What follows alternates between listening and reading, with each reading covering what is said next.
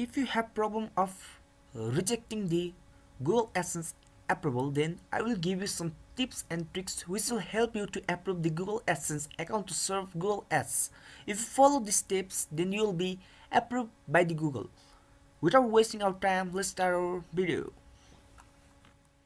First one is buy the domain name. If you don't buy the domain name, then you will not get approved soon. It's hard to be approved on low level domain, so that please buy the domain name first. You can buy domain name and hosting from GoDaddy because it is trusted site, so that I am suggesting you to buy domain name in this site. You can find domain name in cheap price.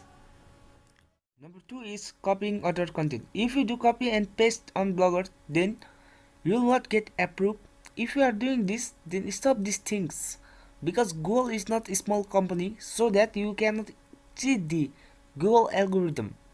If you do copy and paste, then you will be easily traced and cached the site by the Google, and you will be rejected. Number 3 is create about us, contact us, and private and policy pages. If you create about us, contact us, and private and policy pages, then you will be approved faster, because it looks like professional site and Google thinks that the site is user friendly and approved soon. Number 4 is design beautiful templates.